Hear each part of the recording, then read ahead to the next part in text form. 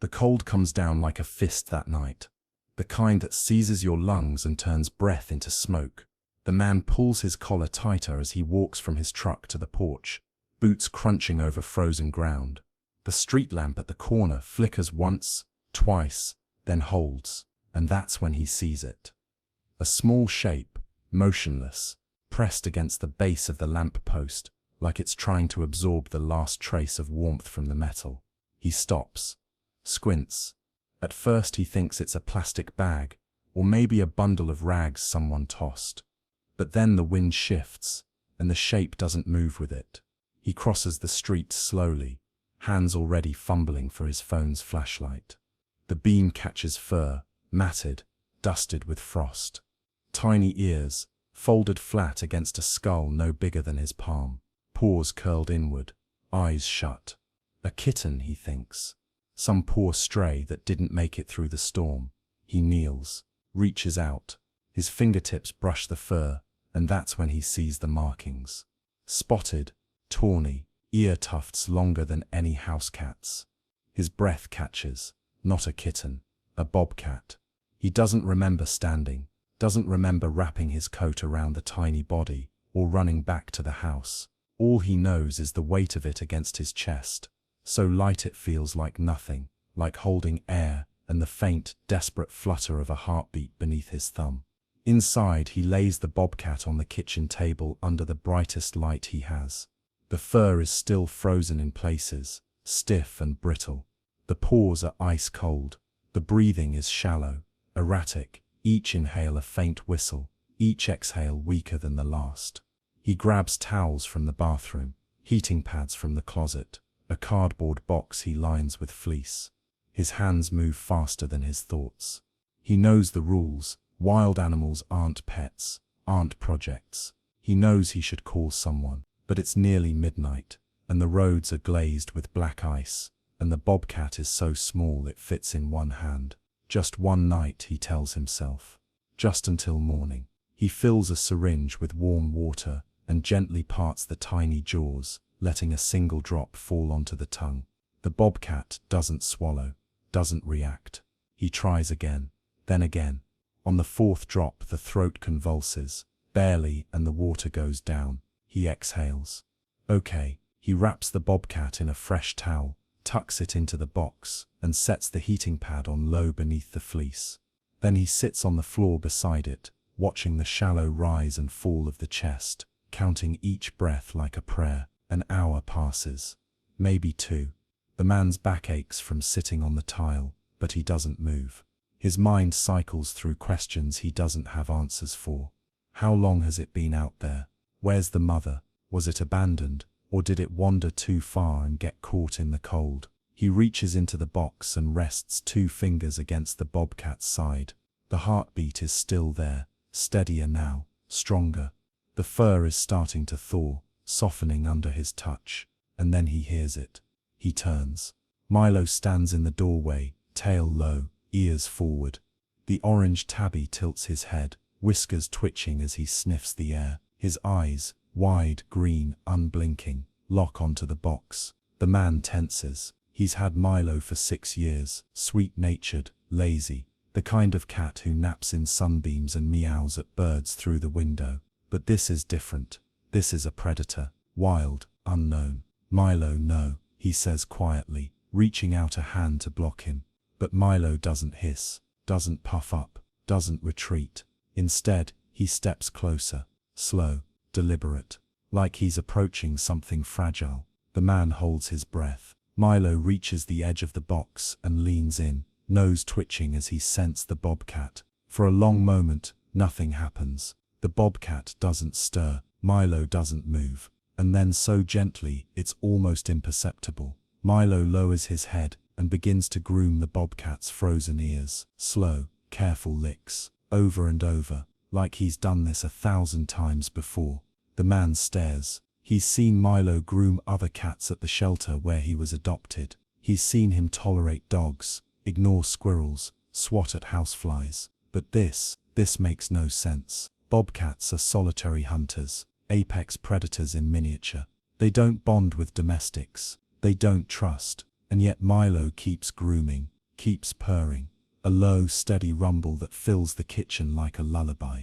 The bobcat's breathing deepens. The tiny paws twitch, and for the first time since he carried it inside, the man feels something loosen in his chest. Maybe it's not just one night after all. Morning light slips through the blinds in pale strips, and the man wakes on the couch with a stiff neck and a knot of worry in his chest. He'd set an alarm for every 2 hours to check on the bobcat, but somewhere around 4 a.m., exhaustion won. He sits up fast, heart thudding. The box is still on the kitchen floor, but it's not empty. Milo is curled inside it, body wrapped around the bobcat like a living blanket. The bobcat's head rests against Milo's chest, tiny paws twitching in sleep. Both of them are breathing, steady, deep, synchronized. The man exhales slowly. He hadn't separated them, hadn't thought to, and now looking at the two of them tangled together, he's not sure he could. The days that follow blur together in a rhythm he didn't plan, but can't seem to stop. The bobcat grows stronger. By the 3rd day, it's lifting its head. By the 5th, it's standing on wobbly legs, testing its weight. The man offers it soft food, chicken, turkey, anything gentle, and watches as the bobcat learns to eat again, jaws working slowly at first, then with more confidence. But it's Milo who does the real teaching. Milo brings toys to the bobcat's bed, crinkled balls, feathered wands, a stuffed mouse he's had since he was a kitten.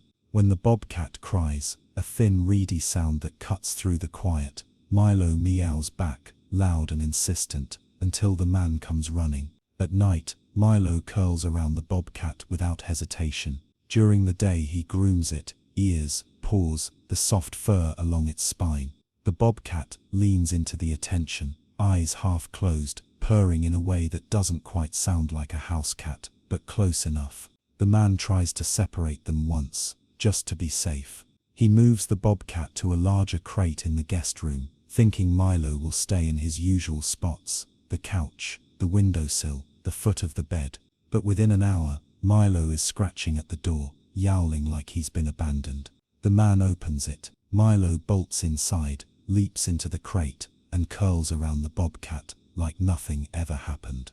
The man stands in the doorway, arms crossed, watching them settle. "Okay," he says quietly.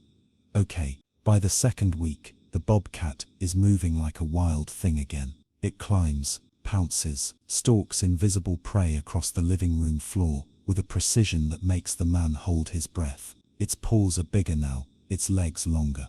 The spotted coat has filled out, sleek and sharp in the light. But it still head bumps Milo every morning, still slow blinks when the man sits beside it, still curls up in the same box they started in, even though it barely fits anymore. The man watches them play fight one afternoon. Milo batting at the bobcat's ears, the bobcat pinning him gently, both of them purring, and he realizes something he's been trying not to think about. This isn't temporary anymore.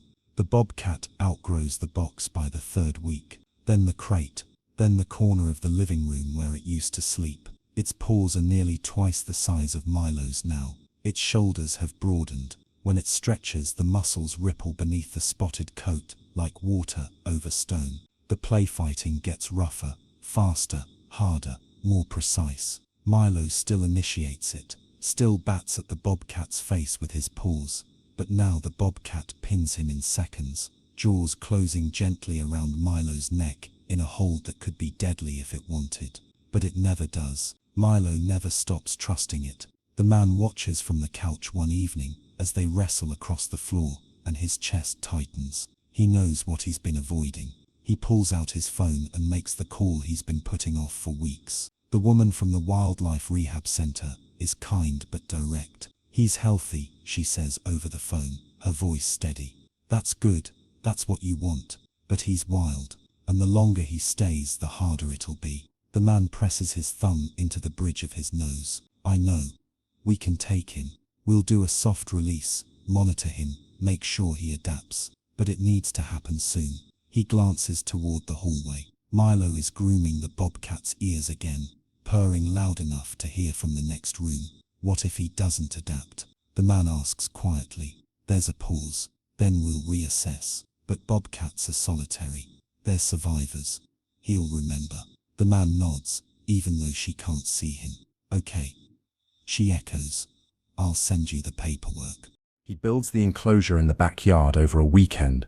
Large, open, tall enough for climbing, wide enough for stalking. He fills it with logs, platforms, hiding spots, a water dish, a heat lamp for the cold nights. When he opens the door for the first time, the bobcat steps inside without hesitation. It moves like it was born for this, sniffing the air, testing the platforms, leaping from perch to perch with a grace that takes the man's breath away. It stalks a beetle across the dirt, pounces, misses, tries again. It climbs to the highest point and sits there, scanning the tree line with eyes that seem to see farther than the man ever could. But every evening, just before sunset, the bobcat presses its face against the glass door, leading back inside. Looking for Milo, the man stands on the other side, hand flat against the glass, and asks himself the question he doesn't want to answer. Is letting go the right thing, even if it breaks both their hearts? Spring arrives with softer air and longer light, and the man knows he can't wait anymore. The bobcat is powerful now, confident, undeniably wild. It moves through the enclosure like it owns the forest beyond it, and maybe it does, maybe it always did. The wildlife staff arrive on a clear morning. They're calm, professional, kind. They tell him he did everything right, that the bobcat has every chance of thriving. The man nods, doesn't trust his voice. He opens the enclosure one last time. Milo follows him inside, tail high, and the bobcat immediately presses its forehead against Milo's. They stay like that for a long moment, still, silent, connected. Then the bobcat turns, walks toward the open gate, pauses at the threshold, looks back once, green eyes locking with the man's, and steps into the forest. Gone.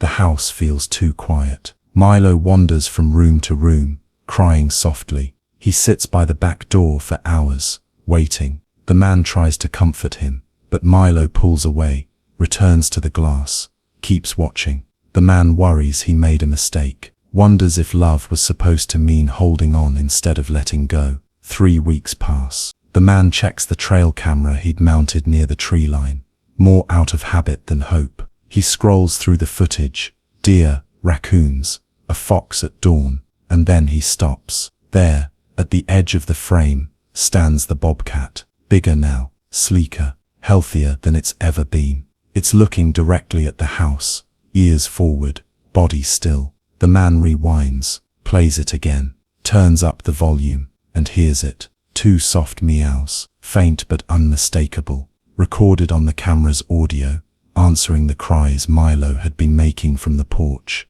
The man's throat tightens. That evening he opens the back door. Milo steps onto the porch, tail low, and freezes. The bobcat is there, 20 feet away, standing at the edge of the yard, half in shadow, half in fading light. For a long moment, neither moves. Then the bobcat takes 3 slow steps forward.